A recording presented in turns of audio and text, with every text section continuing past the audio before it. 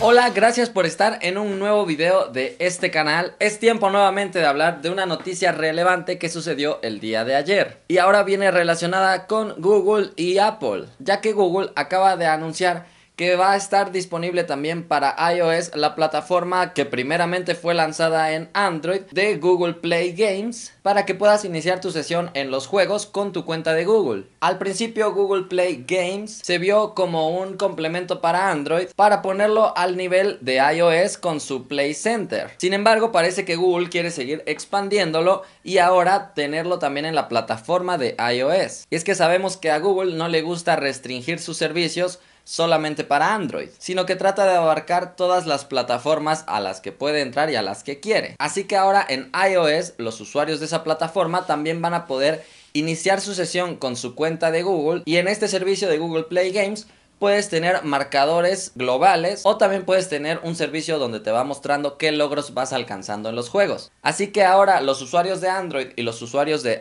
iOS van a poder competir juntos e incluso van a poder jugar simultáneamente en ambas plataformas. Así que se puede ver muy claro que a Google no le importa demasiado qué sistema utilices, sino que lo que Google quiere es que utilices sus servicios. Habrá que ver si los desarrolladores que tienen juegos en iOS implementan esta opción de iniciar tu sesión con tu cuenta de Google. Y también habrá que ver cómo reacciona Apple a esta decisión de Google, si lo toma normalmente o si realiza acciones para restringir a los desarrolladores implementar estas librerías. Por lo pronto, a mí me parece una buena decisión, porque así nos va a permitir interactuar entre ambas plataformas y no estar peleando tanto. De aquí viene la pregunta del video, y es: ¿crees que la decisión de Google fue buena o fue mala? Pon en los comentarios si tú piensas que debió reservarse el servicio de Google Play Games para Android exclusivamente, o si hizo lo correcto en compartirlo por lo menos con iOS. Ojalá que te haya gustado este video y nos vemos la próxima.